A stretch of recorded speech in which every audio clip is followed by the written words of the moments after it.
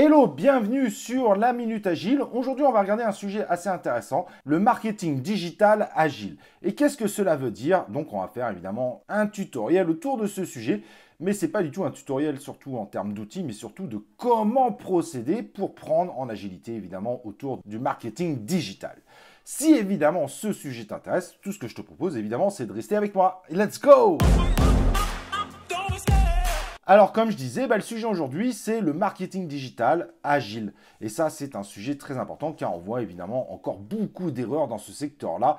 Et pourtant, l'agilité est une clé de la réussite autour du marketing digital. Donc, pour faire simple, le marketing digital, si tu ne connais pas évidemment la définition, c'est le concept de mettre en place une stratégie digitale autour d'un certain nombre d'outils digitaux. On peut avoir évidemment le site web, les newsletters, les réseaux sociaux, le SEO, SEA, etc. etc. Et en réalité, ceci ne change pas en termes d'outils. Vous allez à plus de 95% pouvoir utiliser les mêmes outils. Le concept, c'est surtout comment on va appliquer cela. Et c'est ça le plus intéressant, évidemment. Exemple 1, vous pourriez très bien éventualiser de mettre un Scrum dans votre équipe. En effet, Scrum n'est pas du tout axé développement, contrairement à ce qu'on croit, même si évidemment il est appliqué dans plus de 95% du temps dans les équipes de développement. Mais les développeurs dans une équipe Scrum veut dire ceux qui réalisent. Et c'est ça qui peut être très intéressant pour faire du marketing digital avec de réels cycles d'évolution et d'expérimentation pour aller vers un but final.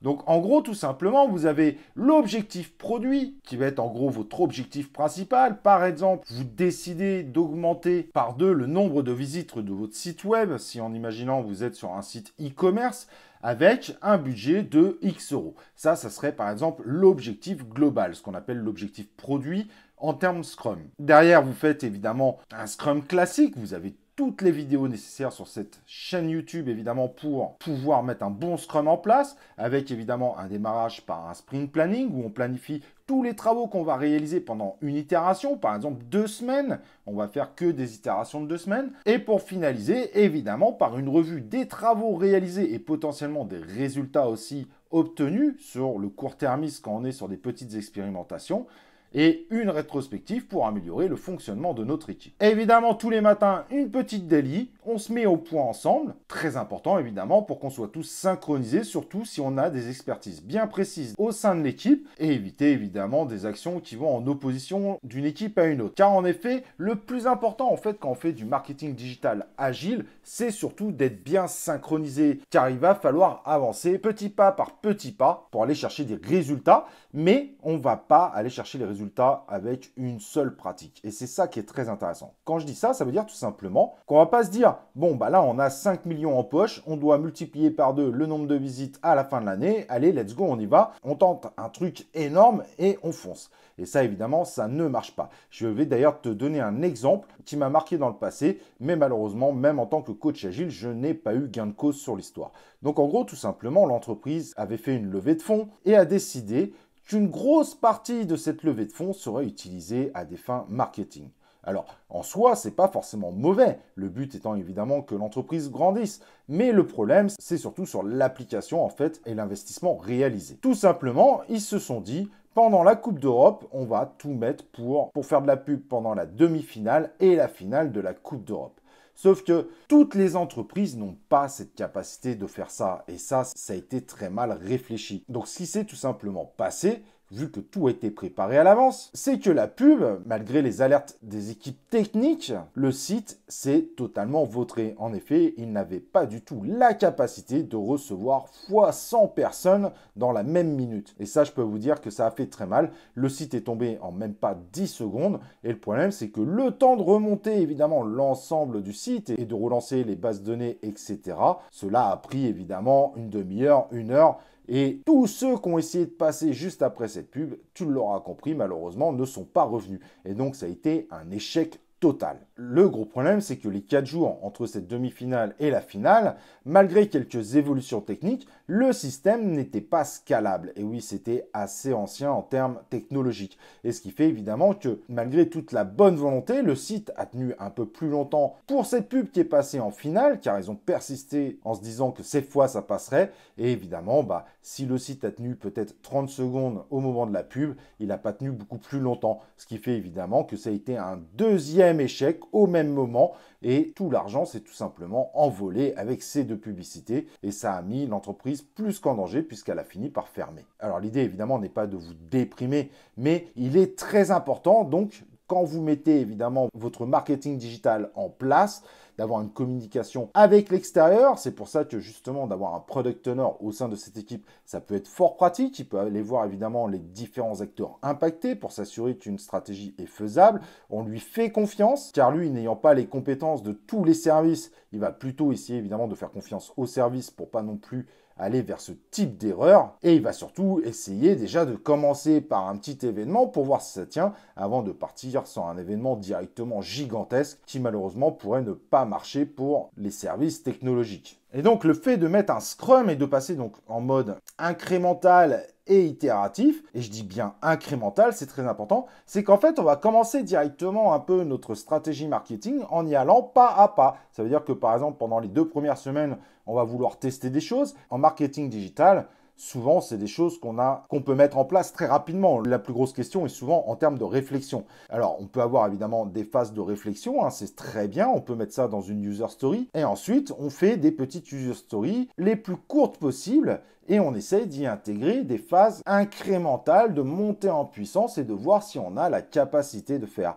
Et même si on ne fait pas la finale et qu'on fait que la demi-finale, mais parce qu'avant on a eu tous les succès, eh ben c'est quand même nettement plus bénéfique que de miser gros dès le début. Et donc, on pourrait très bien dire, eh ben, pendant l'émission phare de la ménagère à 14 h, il y a beaucoup moins d'audience, évidemment, à ce type d'horaire, eh ben, on voit déjà si notre site y tient, on met notre stratégie, on voit comment on peut attirer. Et au-delà même, je dirais, d'attirer, c'est de voir si on arrive à cibler les bonnes personnes. Car, évidemment, en marketing digital, cibler les bonnes personnes est indispensable. Mais on essaye tout simplement de monter notre stratégie marketing, même si on a une vision long terme, de la monter brique par brique pour voir un petit peu là où ça marche plutôt bien, là où malheureusement c'est pas si efficace que l'on pense et on fait évoluer grâce à de nouvelles user stories pour les prochaines itérations. On prépare évidemment notre marketing digital et ses évolutions en quasi temps réel et ça marche beaucoup mieux. Ça change complètement de certaines équipes qui ne fonctionnent pas du tout comme ça aujourd'hui dans le marketing digital,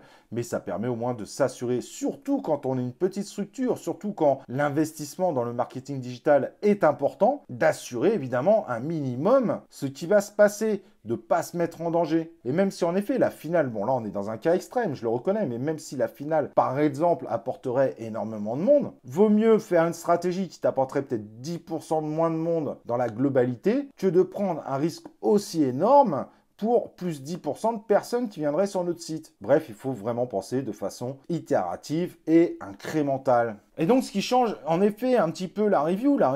Dans la review, on va intégrer beaucoup plus, évidemment, de KPI. Voilà, on a fait ça. Est-ce que ça atteint le chiffre qu'on attendait? Est-ce qu'on a cette capacité potentiellement d'avoir des chiffres exponentiels si on continue? Est-ce que nos systèmes informatiques y tiennent? Car une partie du marketing digital concerne évidemment notre technologie et pas forcément celle des prestataires. On essaye d'être transparent sur les résultats. Est-ce que ça a bien marché? Est-ce que ça a mal marché? Si ça a mal marché, est-ce qu'on ne devrait pas revoir un petit peu notre plan? Et évidemment, il faut revoir notre plan, c'est juste indispensable et ça nous fait une review vraiment de très grande qualité. Ça change évidemment de ce qu'on peut voir dans le monde purement des développeurs, mais ça apporte évidemment les mêmes bénéfices quand c'est fait avec un très bon mindset, donc un mindset agile. Et d'ailleurs, pour les toutes petites structures, l'objectif c'est évidemment d'être au maximum autonome, donc on essaye de faire en sorte que l'ensemble des gens dans cette équipe ont tous les outils en main pour pouvoir appliquer leur stratégie, et même au sein du site lui-même. Ça peut être par l'utilisation d'un CMS, évidemment, ça peut être par des intégrations de tags avec des scripts de tagage qui font automatiquement ce qu'on va mettre dans notre outil de tagage,